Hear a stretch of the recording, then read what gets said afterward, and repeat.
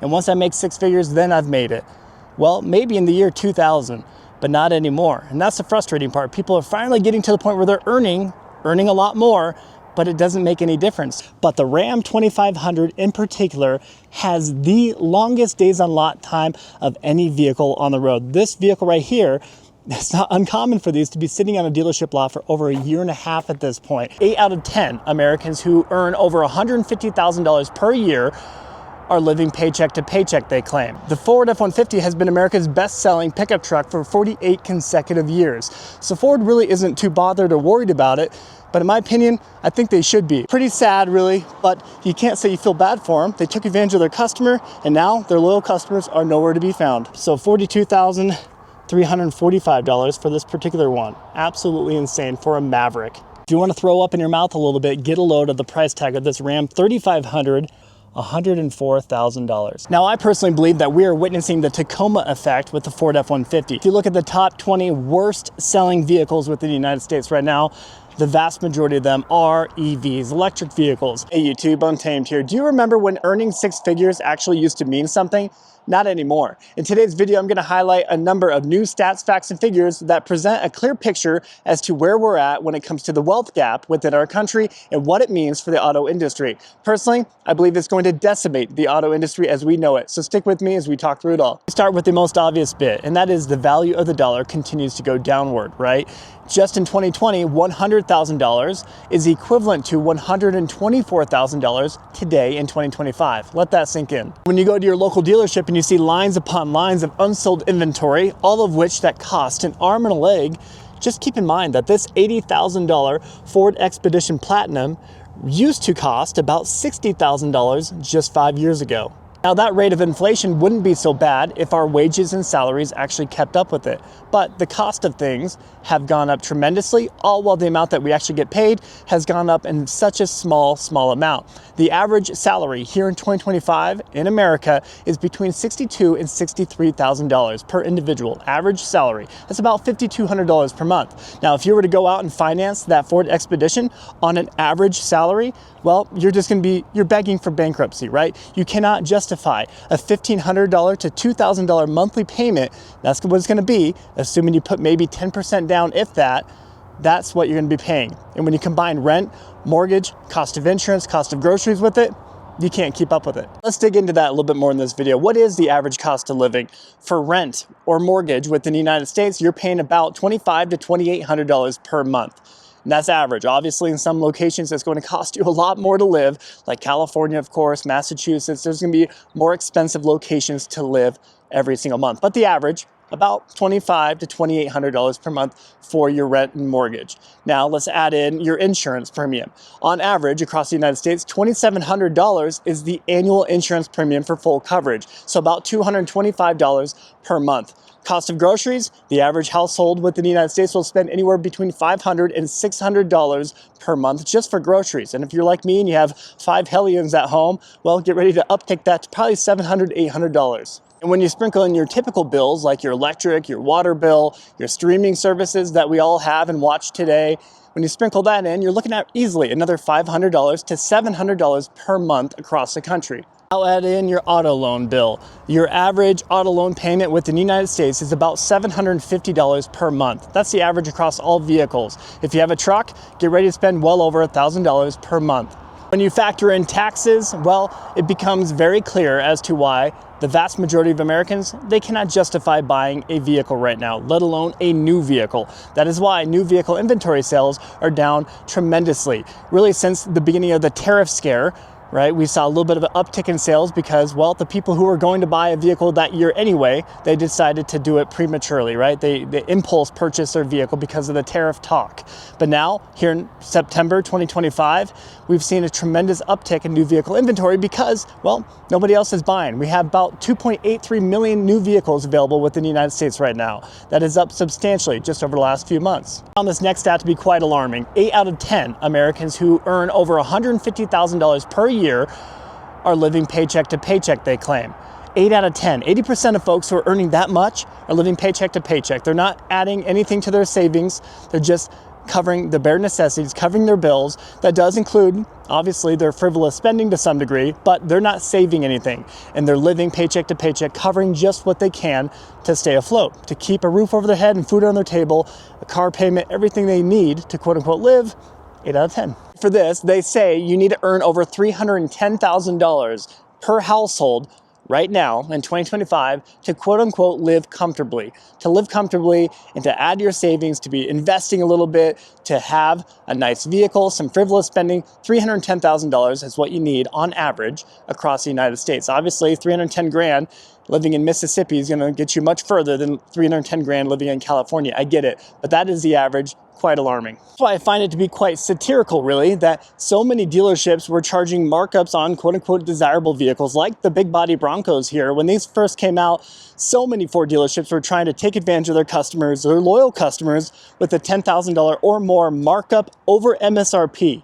Over a sticker price, they were charging you, raking you over the coals. It's satirical because, well, now every single Ford dealership looks like this. Lines upon lines of unsold inventory sitting collecting dust on dealership lots. So pretty sad, really, but you can't say you feel bad for them. They took advantage of their customer, and now their loyal customers are nowhere to be found. It's saying something when vehicles like this Toyota Camry and Toyota RAV4, the Toyota Prius, those are the only vehicles selling from Toyota right now. A, because they're affordable by comparison to many of their other SUVs or off-road segment, Sequoia, the Tundras, the Tacomas, they cost an arm and a leg. So getting one of these within the $30,000 range is doable.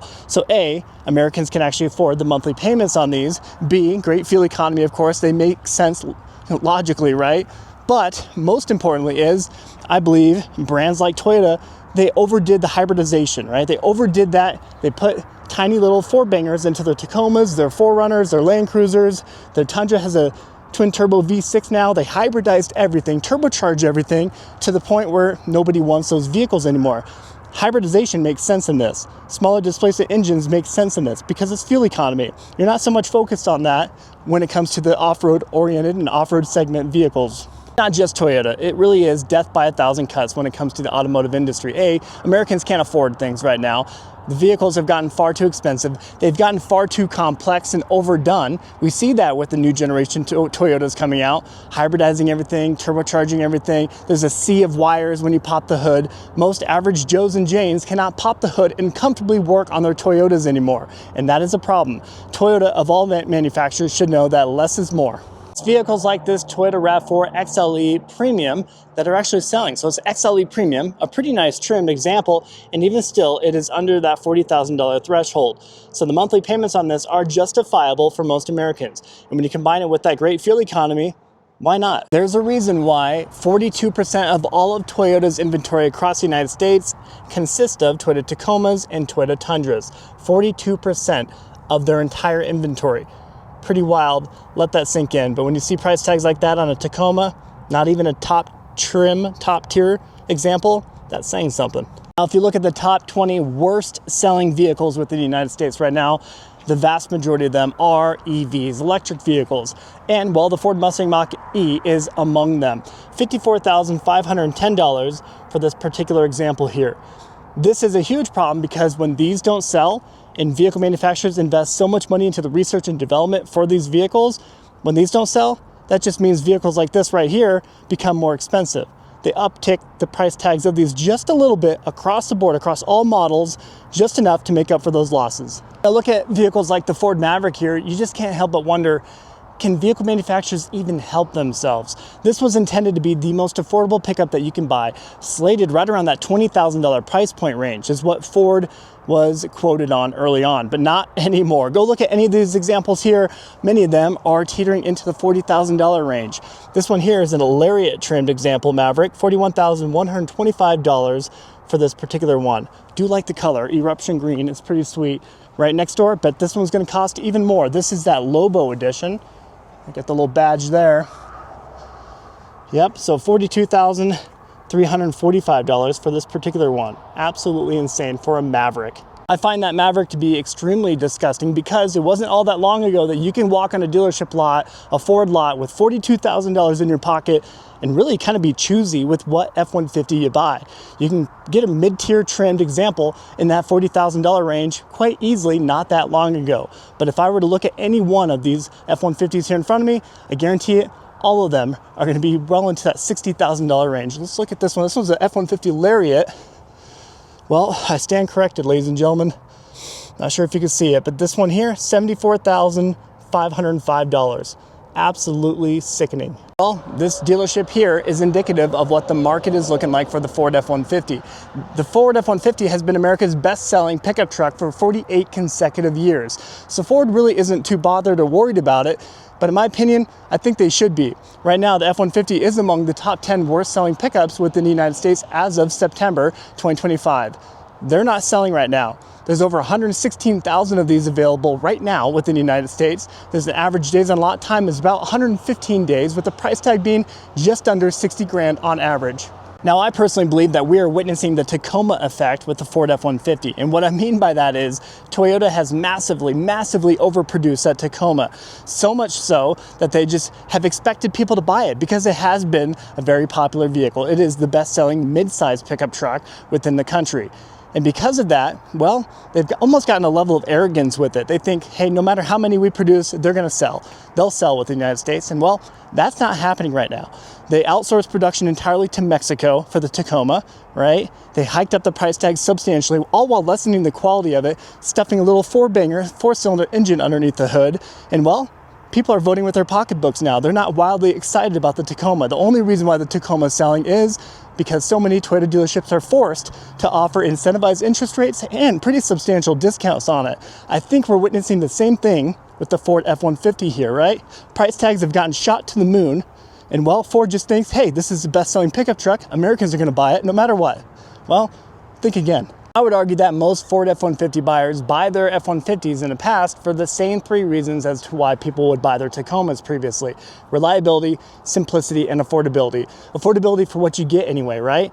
Not anymore. Like I just showed you not too long ago, so many of these examples are truly between that $65,000 and $80,000 price point for an F-150. We're not even talking F-150 Raptors in here. Kind of wild. So many Americans are struggling bad. And imagine working your whole life, trying your best to get to a six-figure salary, right? That's kind of always been a goal for so many Americans to get there. And once I make six figures, then I've made it. Well, maybe in the year 2000, but not anymore. And that's the frustrating part. People are finally getting to the point where they're earning a lot more, but it doesn't make any difference. They're still struggling and they're still living paycheck to paycheck. That's the rub. Imagine finally earning six figures and the best new vehicle that you can afford is a mid $30,000 range Ford Escape. That's the best that you can afford when you combine it with your other bills. And just when you begin to think the F-150 has it bad, get a load of the Superduty numbers. Superduty numbers are even worse. The average sale price of a brand new F-250 or 350 Superduty series is going to cost you about $72,000. That is as of September 2025. 72 grand being the average. And well, they even have a longer days on lot average right now, being just over 125 days across the country. So these right here, they're not going anywhere anytime soon. Say 72 grand being the average, but these Super Duties can easily uptick into the six-figure territory. This one here is just an XLT, and we're looking at over 80 grand for it. If you were to get a King Ranch or a Limited, these easily are over 105 grand. Might be a Limited trimmed example, but I'm going to show you the King Ranch right here, F350 King Ranch, just under $102,000. Then you have vehicle manufacturers like Ram. I mean, Stellantis at large has been through some pretty trialing times throughout the last decade at this point. But the Ram 2500 in particular has the longest days on lot time of any vehicle on the road. This vehicle right here, it's not uncommon for these to be sitting on a dealership lot for over a year and a half at this point. People are just not buying a Ram 2500. And when you look at the price points easily being between that $75,000 and $100,000, well, that doesn't really surprise many people, right? And you combine that with the lackluster quality that you get from a Stellantis product, well, there you have it. They're not moving, and Ram dealerships are really struggling because of it. And although the Ram 2500 is the worst selling truck within the United States right now, August, just last month, it was the worst month that they've had to date. If you want to throw up in your mouth a little bit, get a load of the price tag of this Ram 3500 Limited Night Crew Cab 4x4, $104,000. Well, that's a big part of the problem right here. It really is. No matter where you look at this dealership lot, and this is not indicative to my local lot, guys. Let me be fair here. This is going to be everywhere.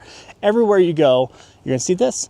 Just lines upon lines of unsold Ram 1500s and Ram 25 and 3500 trucks. And shock you that another Stellantis product is among the top 5 worst selling trucks within the United States right now, and that is the Jeep Gladiator. The price tags on these have just gotten completely out of hand over recent years. Jeep in particular saw a 54% uptick in MSRPs since 2019 in particular. That is absolutely insane. And that's a big part of the rub for so many people. If they're going to go out and buy a Jeep Wrangler or a Jeep Gladiator, they want it to be remotely affordable, but not anymore. I, for one, do believe that we have reached the point of no return. The cost of new vehicles today has just gotten completely out of touch with reality. And I think that's the best way to say it. They keep hiking up these price tags of these trucks, many of these being near that 6-figure range, the ones behind me, all while our pays and salaries haven't kept up. It's a point of no return because we're not just going to uptick salaries and wages overnight to match the cost of things. That's just not going to happen. What's going to happen is automakers are going to realize, holy cow, we did overprice our vehicles. They'll try to cut down a little bit. That's going to be insufficient. We've already seen some vehicle manufacturers actually drop MSRPs a little bit over the last 2 years because they know that they overreached. But that isn't going to fix it. What we're going to see is automakers slow and maybe even halt production of some of their vehicles. We're going to need to see them halt production of some of their EV lineup because they're not selling whatsoever. If you are in a position to hold on to your used vehicle a little bit longer, I think that will prove to your benefit. Vehicle manufacturers are going to have no choice, dealerships are going to have no choice, but to slash prices of their vehicles and offer those incentivized interest rates of 1.9% over 60 months or even 0% if it means moving this metal. There will get to a point where the supply will hyper exceed demand, where dealerships need to turn away most, if not all, of their dealership allocations and deliveries just for the sake of keeping some space on their lot. They're already kind of tapped out, and as I'm showing you here behind me, we're witnessing it firsthand. And believe it or not, dealerships have totally caught on to the fact that new vehicles just aren't selling like they used to. And because of that, they're beginning to hike up the price tags of their used vehicle inventory just a little bit to make up for their lack of new vehicle sales. What I mean by that, since January of this year, through auction, through wholesale, on average, across the board, wholesale values have gone up 10 to 15%. So the value of your vehicle that you have in your garage right now likely has gone up in value that much since the beginning of this year. Because they can actually sell a used example of a Ford F-150 if it means selling it for about $40,000 or $45,000 comparatively to those new ones that I just showed you in that $65,000 to $75,000 price range. Many of us are just on that downward slope or in the shadows of the pandemic when it comes to how we feel about dealerships. Seeing the greedy tactics that they deployed throughout the pandemic, throughout the last few years really, is enough to make a lot of us really question needing a new vehicle. And that's why so many Americans are actually keeping a hold of their vehicle much longer. Instead of trading it in, trading it out every 3 to 5 years, they're holding on to it. Maybe 5 to 7 years, 5 to 10 years at this point, because they realize performing that necessary service and maintenance to their current vehicle is much wiser financially comparatively to buying new right now. Tell me what you're seeing at your local dealerships. Are they beginning to play ball? Are they offering discounts, sizable discounts and incentivized interest rates? Or are they holding firm to their minor discounts, hoping for maybe the tariff talk to come back into the headlines to scare people to come in and make an impulse purchase again? Or perhaps even a government bailout of some sort if things get bad enough. Let me know what you're seeing and let me know what your thoughts are. As I'll wrap up the video there, as always, I sincerely appreciate you taking the time to tune into these videos. If you appreciate this content whatsoever, I do respectfully request that you please consider liking and subscribing. Your support means a ton, and I promise you, it doesn't go unnoticed. Till next time.